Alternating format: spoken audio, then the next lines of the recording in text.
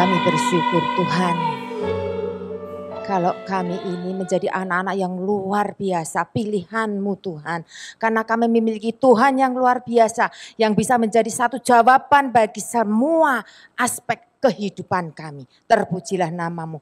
Pada saat ini biarlah Engkau berbicara kepada kami secara pribadi lewat firman-Mu yang iya dan amin. Puji Tuhan. Dalam nama Tuhan Yesus kami minta dan alaskan doa ini. Amin. Halo, selamat bertemu kembali ibu-ibu wanita Dibora. Kita banyak melewati hal-hal yang kadang di luar prediksi kita. Dalam kehidupan ini kadang-kadang kita berakhir dengan senang, ada yang berakhir dengan menyedihkan, ada yang flat, tenang-tenang saja. Nah, itulah yang dinamakan dinamika dalam kehidupan. Dinamika dalam masalah dan itu harus dihadapi. Kita akan buka di dalam Mazmur 142 ayat 2 dan 3.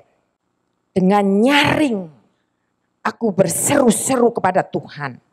Dengan nyaring aku memohon kepada Tuhan. Aku mencurahkan keluhanku ke hadapannya. Kesesakanku kuberitahukan ke hadapannya. Ini adalah sesuatu yang pengalaman dari Daud. Daud pada waktu itu bersembunyi di dalam gua Adulam karena dia dikejar-kejar oleh Saul. Mau dibunuh. Tidak sembarangan ibu-ibu. Tapi mau dibunuh. Kita bisa belajar dari tokoh-tokoh dalam Alkitab yang luar biasa. Kita tahu siapa Daud. Memang dia dulu adalah gembala kecil. Tetapi Tuhan angkat dia menjadi seorang raja dipilih. Bahkan dia diurapi, ada kuasa Tuhan di dalam dirinya. Tapi tetap dia mengalami masalah. Dan masalahnya ini besar sekali. Tidak seperti kita masalah seperti sekarang ini. Dia tuh bahkan mau dibunuh. Dia dikejar-kejar dan dia sembunyi. Nah, saat dia bersembunyi, bagaimana Daud mampu melewati masa-masa sulit seperti ini. Yuk kita belajar dari Daud. Nah, di sini di dalam Mazmur ini Daud melakukan 3M. Wow, bukan seperti sekarang kita tidak hanya melakukan 3M tapi sudah 5M. Tapi ini Daud beda. M yang pertama dia menyerukan isi hatinya dengan nyaring. Ya, dan memohon kepada Tuhan untuk pertolongannya.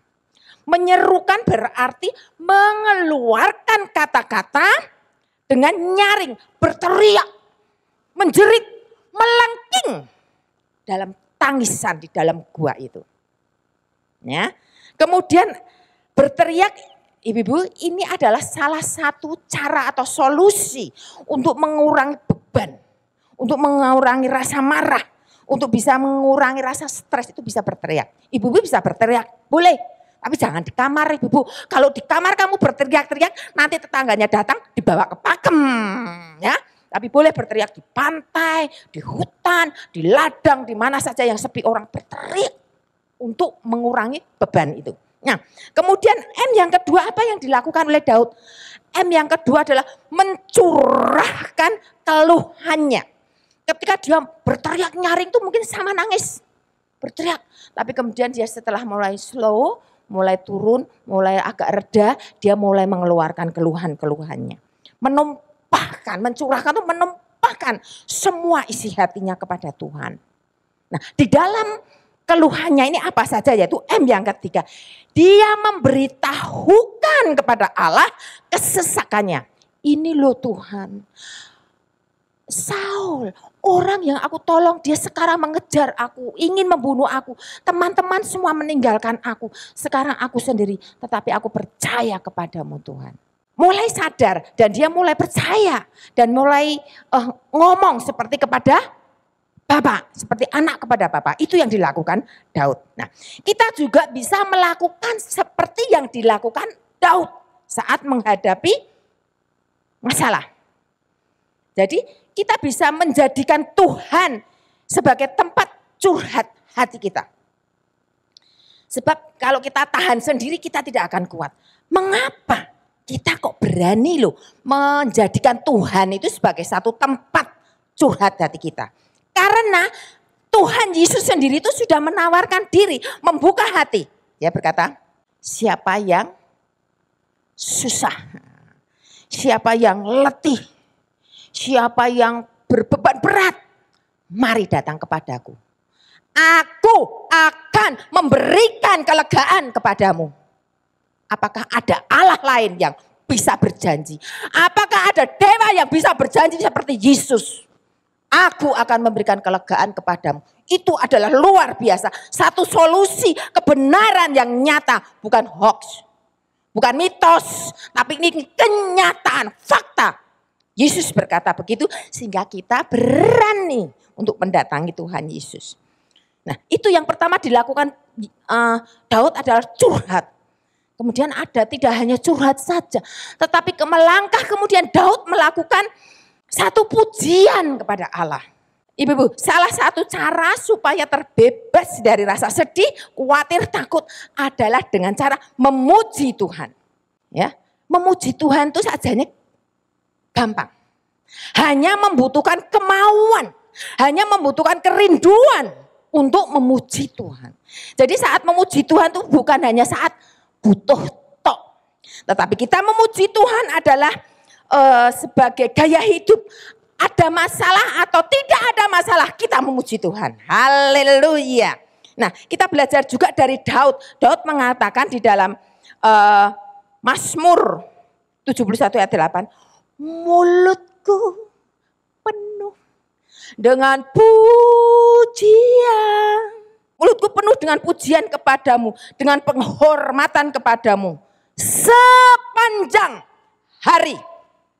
Oh, jadi dia penuh pujian sepanjang hari. Bahkan di dalam selanjutnya Daud itu melakukan apa? Lebih dan lebih lagi.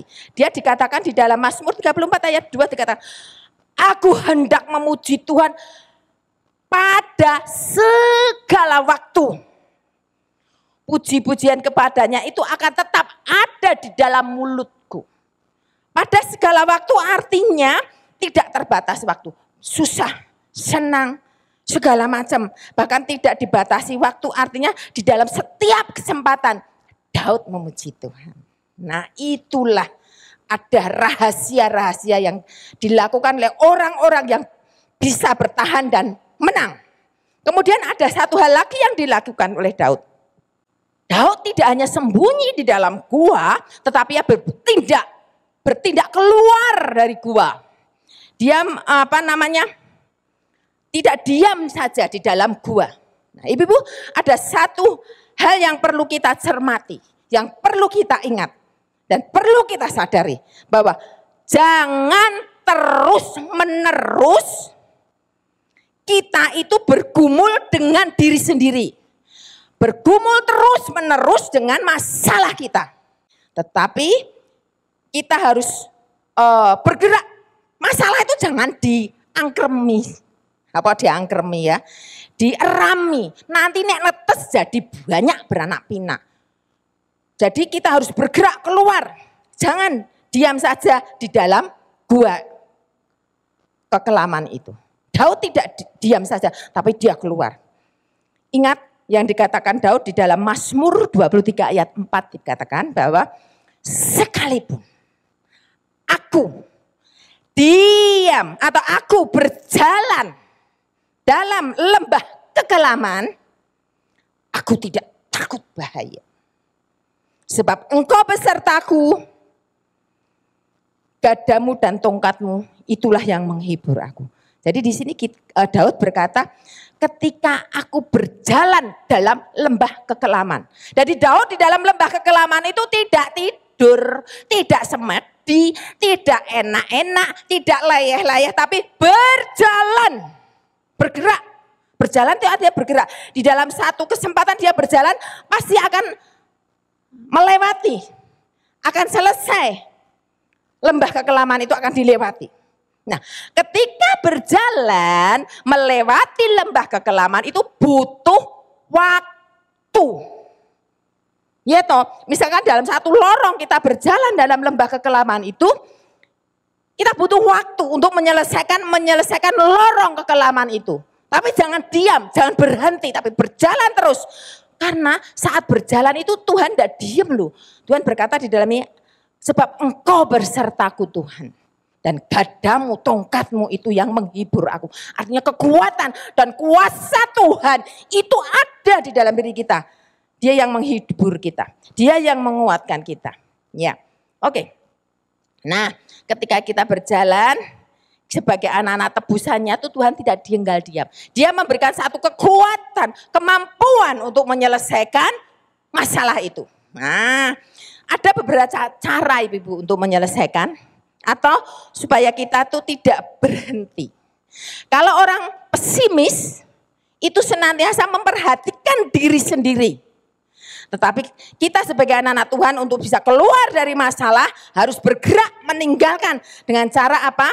Meninggalkan atau tidak memikirkan masalah kita terus, yaitu dengan cara memikirkan orang lain. Memikirkan orang lain, mulai memikirkan orang lain. Bagaimana caranya? Kita bisa melakukan membantu mereka yang dalam masalah. Waduh, saya aja masih dalam masalah. Kenapa harus membantu orang dalam masalah? Ingat, Daud ketika dalam gua itu sedang menghadapi masalah. Mau dibunuh, Ibu.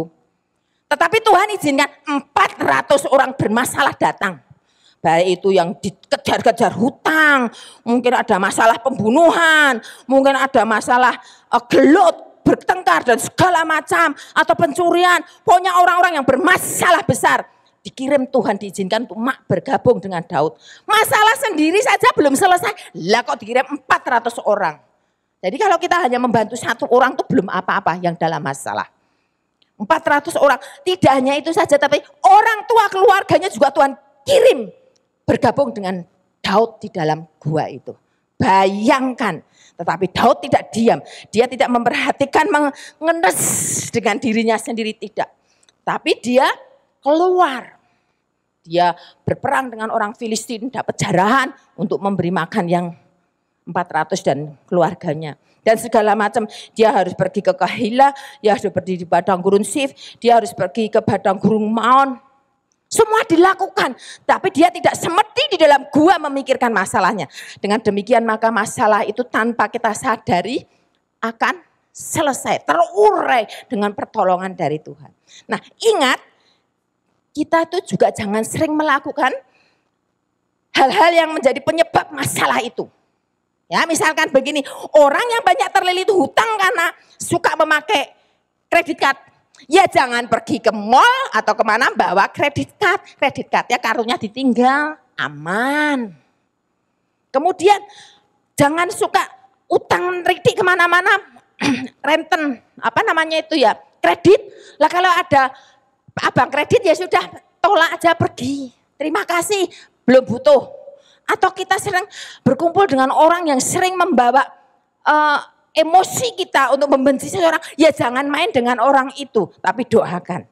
Nah, dari lebih baik kita datang membantu orang, mendoakan teman kita yang sakit, besuk di rumah sakit, dan segala macam. Yang penting adalah memperhatikan orang lain. Jangan memperhatikan diri sendiri, karena kita akan kalah.